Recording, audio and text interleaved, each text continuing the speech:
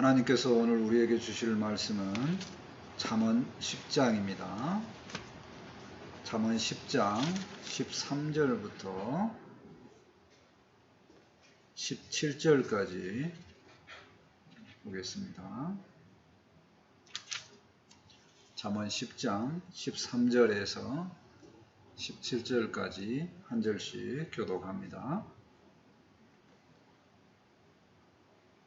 명철한 자의 입술에는 지혜가 있어도 지혜 없는 자의 등을 위하여 채찍이 있느니라. 지혜로운 자는 지식을 간직하거니와 미련한 자의 입은 멸망에 가까우니라. 부자의 재물은 그의 견고한 성이요 가난한 자의 궁핍은 그의 멸망이니라. 의인의 수고는 생명에 이르고 악인의 소득은 죄에 이르느니라. 같이 읽습니다. 훈계를 지키는 자는 생명의 길로 행하여도 징계를 버리는 자는 그릇 가느니라. 아멘. 오늘 말씀의 제목은 균형 이렇게 잡아봤습니다. 지난주부터 이제 경구라고 해서 속담과 같이 짤막짤막한 글을 보고 있습니다. 그래서 이제 하루에 한 3개씩 보는데요. 워낙 경구가 많아서 언제까지 그렇게 봐야 될지 조금 시간이 길어지겠다 생각이 듭니다. 장마철이라서 비가 오고 그래서 이제 비가 너무 많이 오고 날씨가 습하니까 좀 이제 비가 오는 것이 싫습니다. 가뭄 때는 우리나라 산불도 많이 나고 이제 비가 왔으면 좋겠다 싶기도 했는데 뭐든지 이렇게 적당한 것이 좋습니다. 균형이 있는 게 좋습니다. 우리의 삶도 균형이 있는 게 좋다고 생각을 합니다. 균형을 맞추는 게 중요한데요. 특히 삶의 기준을 잡는 균형이라는 것은 대단히 중요하다고 생각을 합니다. 오늘 말씀을 통해서 삶의 균형을 잡는 그 기준이 무엇인가 한번 생각을 해보고 균형 잡힌 지혜 있는 삶을 다 사는 방향성을 잡았으면 좋겠습니다. 아멘. 첫 번째, 지혜와 미련함에 대해서 말하고자 합니다. 13절 말씀을 보실까요? 명철한 자의 입술에는 지혜가 있어도 경구에 이제 계속되는 부분이라고 그랬습니다. 명철한 자는 이제 총명하고 사리에 밝은 자인데 합당한 말을 하죠. 입술을 열어서 말을 하면 그 지혜가 빛나고 지혜가 있다는 얘기입니다. 어떤 일에 대해서 합당한 일이 무엇인가 하면 가장 잘 알고 합당한 그런 얘기를 하는 거죠. 어떤 지역 사회든 가정이든 이런 명철한 사람이 한 명이 있으면 그 지역과 공동체가 잘 세워지지 않는가 하는 생각을 해봅니다. 계속해서 말씀을 봅니다. 지혜 없는 자의 등을 위하여는 채찍이 있느니라. 요즘에 쓰는 표현으로 지혜가 없는 사람에게는 뭐가 필요한가요? 등짝 스매싱이 필요하죠. 약간 애정이 있는 표현이기도 한데 공동체이기 때문에 떠날 수는 없습니다. 강력하게 가할 수는 없습니다. 그러니까 어떻게 하냐면 안타까운 마음에 등짝을 한 대 때리는 그 정도라는 공동체가 이런 사람들이 한 명씩 끼어 있으면 상당히 슬픈 일이 되겠지요. 14절 말씀을 계속 봅니다. 지혜로운 자의 지식을 간직하거니와 여기서 지식이란 단어가 나오는데 지식이란 단어는 이제 삶을 통해서 체험적으로 체득한 지혜입니다. 그래서 이거는 삶에 적용을 해봤더니 합당하더라 하는 그런 지혜를 말하죠. 삶에 응용을 하기 때문에 그 지혜가 있으면 그 지식이 있으면 몸과 마음이 편안하게 되는 거죠. 지혜가 모든 삶을 운영하는 그런 기준이 되었으면 좋겠다 싶습니다. 또 비교하는 말씀이 있습니다. 미련한 자의 입은 멸망에 가까우니라.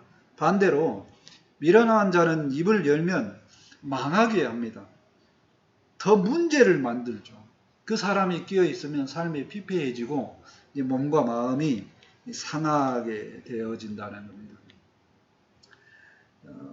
지혜와 이제 미련함에 대해서 지금 이야기를 나누고 있는데요. 요즘 사람들은 보면 뉴스를 보면서 계속 들려오는 소식들이 점점 살기가 팍팍해진다라고 이렇게 이야기를 하고 있습니다. 왜 그럴까요? 시설들은 점점 좋아지고 풍요는 점점 있어지는데 왜 사람들은 점점 살기가 힘들다고 말할까요? 그건 바로 지혜를 멀리하고 미련한 것을 지혜에 있다고 하는 이 가치관의 혼동 때문에 그렇지 않은가 생각을 해봅니다.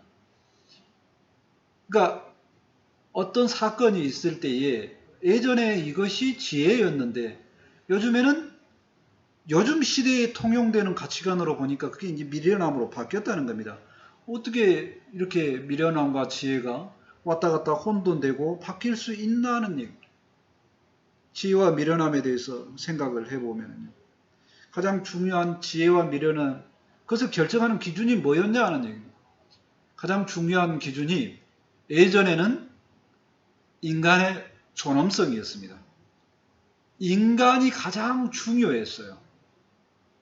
그런데 지금은 지혜와 미련함의 결정의 가장 중요한 키포인트가 경제와 관련이 있습니다. 그러니까 문제가 생기는 거죠. 인간이 인간다움을 결정하는 가장 중요한 가치에서 내려간 겁니다. 가치관이 변하고 있습니다. 아니, 변하는 정도가 아니라 가치관이 전복이 바뀌었어. 완전히 변화되고 있다는 겁니다. 지난주엔가요? 이 시대를 반영하는 이제 사건이 뉴스에 한번 나오는 것을 봤는데요. 개하고 관련된 사건입니다. 아줌마가 개를 끊고 산책을 하는데 또 이쪽에서는 또 아빠와 딸이 산책을 합니다. 그런데 그 개가 딸을 보고 짖어. 그러니까 딸이 무서워하니까 반사적으로 아빠가 그 개를 발로 쳤어요. 그러니까 그 개 주인인 아줌마가 놀랬겠네요. 뭐 이렇게 하고 조용히 말로 끝났으면 다행인데 이 아줌마의 눈에는 뭐가 더 중요합니까? 남의 딸보다 내 개가 더 중요해. 그러니까 이 개는 얌전하고 말을 잘 듣는데 말로 해도 될 것을 왜 발로 찹니까? 화를 내죠. 그러니까 그 이제 아빠는 어떻습니까? 딸이 더 중요하죠. 그러니까 정말 물라고 달라들기더라도 했으면 내가 밟아 죽여버렸을 거라고 이렇게 심한 말로 하죠. 언쟁이 점점 심해집니다. 지혜롭게 말로 했고 서로 간에 피차 좋은 말로 끝냈으면 다행인데 그걸로 안 끝나고 옥신각신 점점 큰 소리가 납니다. 자, 이때 아들이 끼어듭니다. 아줌마의 아들이 끼어듭니다. 등짝 스매싱을 맞을 만한 이 일을 이 아들이 벌입니다. 인터넷에다가 이 일을 확장시키고 이 아빠에게 뭐라고 하냐면 동물학대죄로 말을 하면서 경찰에 신고를 합니다. 맞을 만한 짓이죠. 요즘의 가치관으로 보면 그럴 수 있기도 됩니다. 그러면서 이제 경찰은 판결을 내릴 때 뭐라 그러냐, 이거는 합당하게 긴급 방어 조치니까 괜찮다라고 끝납니다. 그런데 그걸로 끝난 게 아니라 이제 딸의 아빠가 화가 납니다.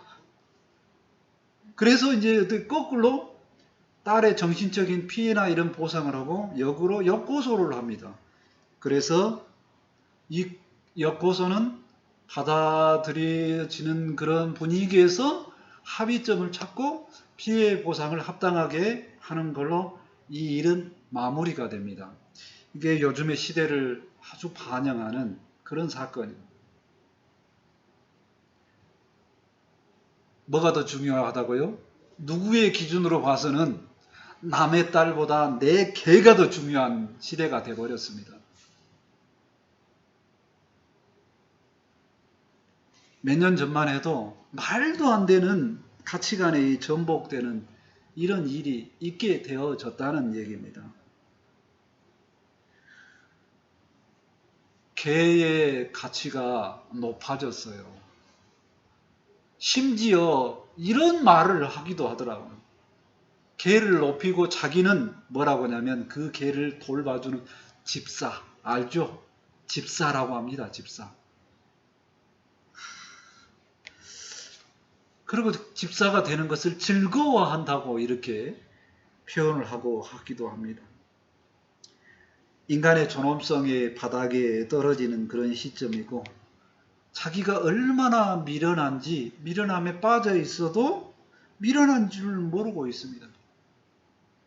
가장 중요한 가치관인 하나님께서 정해주신 인간의 존엄성을 모르고 가치관이 전복되어 있는 그런 시대라는 겁니다. 하나님께서 우리를 얼마나 귀하게 여기시고 또 하나님께서 우리를 얼마나 귀중하게 다루시는가를 모른다는 얘기입니다. 창세기 1장 26절 말씀을 다시 한번 상기했으면 좋겠습니다. 다 아시는 말씀이에요. 하나님이 이르시되 우리의 형상을 따라 우리의 모양대로 우리가 사람을 만들고 그들로 바다의 물고기와 하늘의 새와 가축과 온 땅과 땅에 기는 모든 것을 다스리게 하자 하시고, 우리의 인간은 하나님의 형상을 닮은 영적으로 어마어마하게 귀한 존재입니다. 레벨이 모든 창조물, 모든 피조물 가운데 다릅니다. 그리고 우리 인간은 모든 가축과 모든 생물을 다스릴 절대적인 높은 위치에 있습니다. 이 가치는 세상이 멸망하기 전까지는 절대로 바뀌지 않아야 되는 가치관입니다. 우리가 이 기본이 되는 이 가치관이라도 붙잡고 있으면 지혜와 미련함이 무슨 기준이 되어야 되는 것을 가장 중요한 가치관으로 붙잡고 있는 그런 가치관이 아닌가 생각을 해봅니다. 우리가 하나님 안에서 귀한 존재임을 알고 이 가치관을 잘 새겨서 지혜로 나가는 우리가 되었으면 좋겠습니다. 아멘. 두 번째, 부와 가난에 대해서 이야기를 해보고자 합니다. 15절 말씀을 보시겠습니다. 부자의 재물은 그의 견고한 성이요. 재물이 많으면 견고한 성처럼 나를 지켜준다는 겁니다.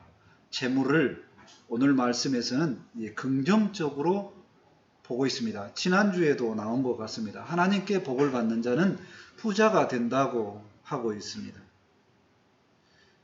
말씀을 계속 봅니다. 가난한 자의 궁핍은 그의 멸망이니라. 자, 반대로 가난한 자는 망하게 된다고 말하고 있습니다. 그런데 이 말씀을 보는 순간에 우리 내면에 부딪히는 말씀이 있죠. 비교하고 싶은 말씀이 있습니다. 예수님께서 말씀하셨습니다. 심령이 가난한 자는 복이 있다고 말씀하셨고, 마가복음 10장 25절에는 낙타가 바늘기로 나가는 것이 부자가 하나님의 나라에 들어가는 것보다 쉬우니라 하고, 부자가 얼마나 천국에 들어가기 힘든 것을 이야기를 했습니다. 즉 다시 말해서 예수님은 가난이 더 낫다고 표현하는 그런 말씀들이 있습니다. 성경에 이렇게 비교되는 말씀이 있다면 우리는 생각을 해보고 고민을 해봐야 됩니다. 도대체 성경은 무엇을 얘기하고자 하는 것인가? 성경에서 말하는 부자는 어떤 부자인가요? 의인이 복을 받아서 되는 부자입니다. 하나님 안에서 합당하게 살았더니 하나님께서 복을 주셔서 부자가 되는 경우를 말합니다. 가장 대표적으로 이삭이죠. 이삭은 우물을 남에게 다 양보합니다. 자기가 판 우물들을. 그럼에도 우물만 파면 자기가 판 우물이 잘 돼서 부자가 돼버립니다. 소득이 그 해에 100배나 더 가게 되죠. 이렇게 돼서 하나님이 복 주셔서 되는 부자는 부자가 되어야 된다는 것입니다. 반대로 가난한 자는, 성경에서 말하는 가난한 자는 뭐냐면 의인이 너무나 가난한 자를 보기 때문에 그 의인에게 베풀기를 잘하죠. 그 가난한 자와 함께 하면서 가난한 자의 마음을 아는 그러는 가난한 심령을 갖는 가난한 자를 말합니다. 게을러서 아무것도 안 하는 가난한 자를 성경은 말하지 않습니다. 부가 하나님과 함께함으로 있어야지 옳다고 이야기를 합니다. 16절 말씀을 계속 봅니다.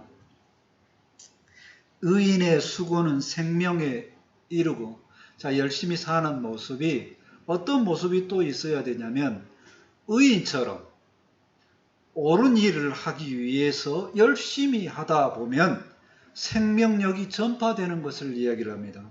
인간의 존엄성에 의해서 인간의 생명이 지켜지는 일을 이야기를 하는 겁니다.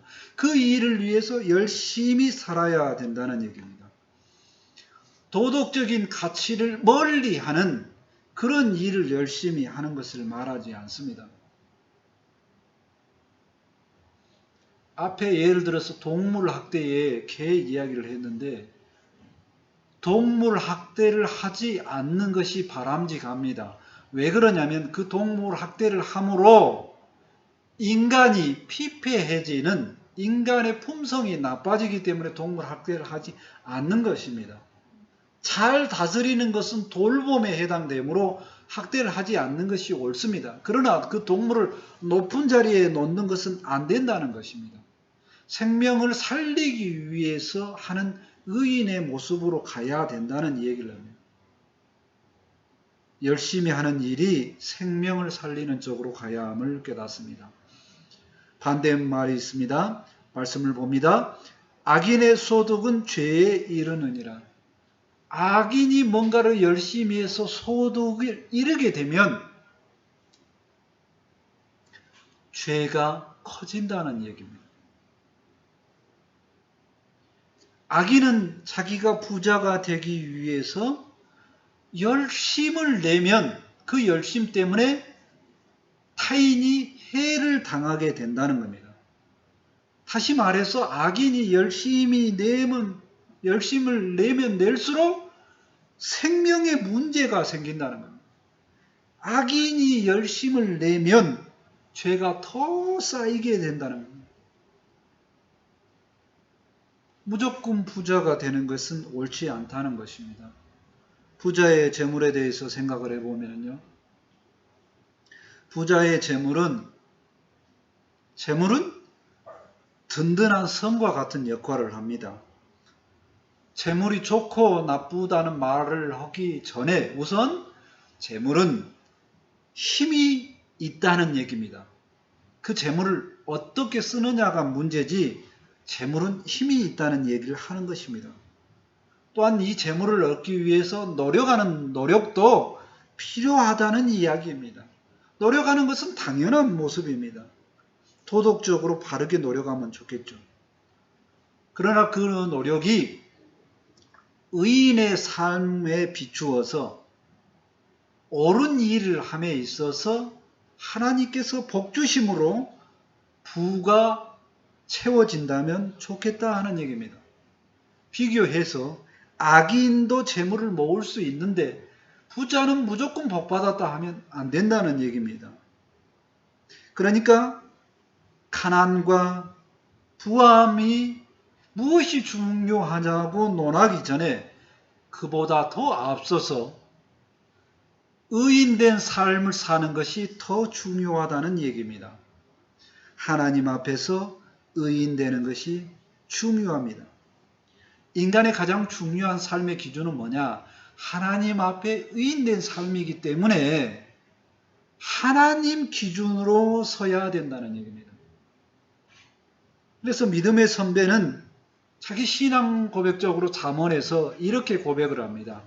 부와 가난에 대해서 잠언 30장 8절과 9절 말씀입니다.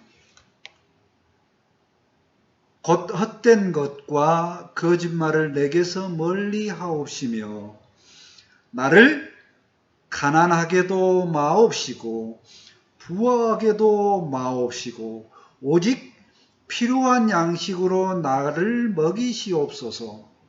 혹 내가 배불러서 하나님을 모른다 여호와가 누구냐 할까 하오며 혹 내가 가난하여 도둑질하고 내 하나님의 이름을 욕되게 할까 두려워하님이다. 평범하게 사는 인생 속에서 하나님께 필요한 양식만 있으면 그게 풍족하고 은혜로운 삶이라고 고백을 합니다.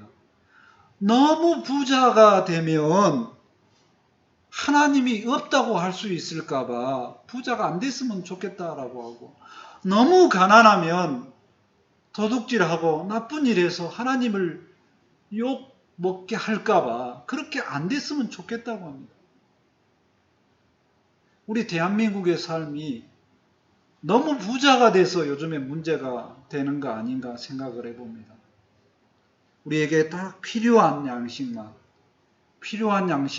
평범하게 사는 인생만 되는 그런 믿음의 선배들의 신앙 고백적인 그런 기도의 말씀을 새기면서 현재의 생활에 자족하고 하나님과 함께하는 그런 삶을 다 같이 살았으면 좋겠습니다.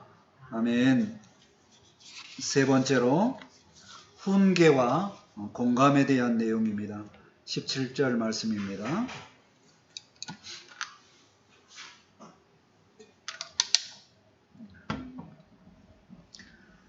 훈계를 지키는 자는 생명길로 행하여도, 훈계를 잘 받으면 생명길로 간다는 얘기죠. 훈계는 타일러서 잘못이 없도록 주의를 주는 말입니다. 그런 말을 통해서 옳은 길로 가게 된다는 거죠. 근데 그 옳은 길이 생명의 길입니다. 그러니까 부모는 자식을 잘 교육시켜서 훈계를 하며 그 자녀가 생명의 길로 가게 한다는 겁니다. 부모의 입장에서 아주 중요한 부분입니다. 훈계를 잘해야 잘 성장을 합니다. 자, 반대 말씀이 있습니다. 징계를 버리는 자는 그릇 가느니라. 징계를 버린다는 얘기는 잘못했을 때 책망을 하지 않는다는 거죠. 잘못했는데 책망을 안 합니다. 그러면 망하는 인생이 되죠. 요즘에 자녀의 수가 적습니다. 그러니까 자녀 교육에 대해서 굉장히 민감하게는 생각하죠. 자녀의 인생에게도 자녀의 교육은 중요하지만 사회의 영향력에도 중요하고 모든 공동체의 미래에서도 굉장히 중요합니다. 자녀 교육에 있어서 중요한 지표가 되는 그 옛날 말이 있는데요. 자모엄부라는 말이 있습니다. 자애로운 마음의 어머니와 엄한 아버지, 이런 이야기를 했어요. 그래서 자녀를 다스릴 때 어머니처럼 자애롭게 사랑으로 감싸주면서 대하고, 동시에 아버지처럼 엄하게 이렇게 다스려야 된다는 거예요. 이게 두 개가 같이 있어야 된다는 거예요. 그러니까 예전에는 자녀가 너무 많습니다. 그래서 급하게 다스려야 될 일이 많아요. 그러니까 뭐가 더 강조가 되냐면 엄한 부모가 더 강조가 됩니다. 이것도 문제입니다. 자녀들이 상처를 많이 입었어요. 그래서 이제 점점 자녀 수가 점점 줄어들면서 이제 뭐가 많이 강조가 되냐면 자녀에게는 관심과 공감을 가져야 됩니다. 이 필요성이 강조가 됩니다. 근데 문제는 뭐냐면 너무 강조가 됐어. 근데 뭐가 없어졌냐면 이제 훈계가 없어집니다. 그 지나친 공감 때문에 자기 자신밖에 모릅니다. 이기적이게 되고 사회의 공동체로 생활하는 것이, 사회생활이 아주 약한 사람들이 많이 되었다는 겁니다. 어떤 식으로든 한쪽으로 치우친 교육이 문제가 되었다는 겁니다. 이게 사회가 병들어가는 모습이죠. 요즘 시대가 위아래 세대 간의 소통이 없어지고 참 문제가 되었습니다. 이제라도 훈계, 공감 다 균형이 잘 맞았으면 좋겠습니다. 훈계와 공감에 대해서 생각을 해보면요. 잘못했으면 훈계가 반드시 필요합니다. 또 아파하면 공감이 필요합니다. 훈계와 공감은 반대말이 아니라는 겁니다. 둘 다 사용해야 될 꼭 필요한 것입니다. 자녀에게 훈계도 필요하고 공감도 필요합니다. 모든 세대의 후손들에게 훈계도 필요하고 공감도 필요합니다. 그런데 요즘에 사회에 남의 자녀에게 훈계를 못하는 사회가 돼버렸고 공감을 못하는 사회가 돼버렸다는 겁니다. 이게 대단히 문제가 되었다는 겁니다. 이 둘 다 합당하게 사용되어야 됩니다. 그래서 균형이 있어야 된다는 거죠. 할 수만 있으면 이 두 개가 다 사회로 전파되고 교회 안에서라도 이게 전파가 되었으면 좋겠습니다. 교회가 점점 어려워지고 사회가 점점 어려워지는 것은 이 균형이 무너졌기 때문입니다. 하나님께서는 사랑하는 백성들, 특히 성경에는 이제 이스라엘 백성으로 많이 나오는데 이스라엘의 자녀 중에 이제 에브라임이라고 이야기를 하죠. 그 자녀들을 교육할 때 그렇게 하나님께서 말씀하신 내용이 나옵니다. 에레미야 31장 20절에 하나님께서 말씀하십니다. 에브라임은 야곱의 아들 중에 복을 많이 받은 아들이 에브라임입니다. 에브라임은 나의 사랑하는 아들, 기뻐하는 자식이 아니냐. 내가 그를 책망하여 말할 때마다 깊이 생각하노라. 책망을 합니다. 또 그러므로 그를 위하여 내 창자가 들끓으니 애 끓는다고 그러죠. 애가 탄다고 그러죠. 내가 반드시 그를 불쌍히 여기리라. 여호와의 말씀이니라. 하나님께서 이스라엘 백성들을 교육하는 방식은 하나만이 아니었습니다. 한 구절에 동시에 나옵니다. 책망도 나오고 애 끓는 사랑도 같이 나옵니다. 모든 면에서 특히 가치관 부분에서 책망과 사랑이 같이 있는, 훈계와 공감이 같이 있는 균형 있는 가치관을 세웠으면 좋겠습니다. 우리가 이 균형 있는 가치관 가운데 지혜 있는 삶을 살았으면 좋겠습니다. 아멘. 말씀을 정리합니다. 가치관의 전도가 일어나는 이 시대에 피조물 중에 사람이 얼마나 귀한가를, 귀한 존재인가를 잘 알고 모든 가치관의 기준에 사람의 존엄성이 가장 높은 곳에 있어야 됨을 꼭 새겼으면 좋겠습니다. 두 번째로 부와 가난한 이 중요한 문제를 중요하죠. 이 문제도 중요합니다. 그러나 이 두 가지보다 이것을 결정하는 하나님과 나는 어떻게 함께 해야 되는 것을 더 생각하고 의인된 삶으로 살아갔으면 좋겠습니다. 세 번째로 하나님도 사랑하는 백성을 책망하시고 동시에 사랑하셨습니다. 우리도 이 균형을 잘 이루어서 믿음 안에서 좋은 성도로 지혜 있는 사람으로 다 성장했으면 좋겠습니다.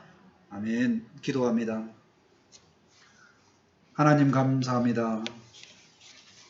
가치관이 전도되는 이 시대에 균형 있는 삶, 가장 필요한 가치관의 말씀을 저희 가운데 알려주시니 감사합니다.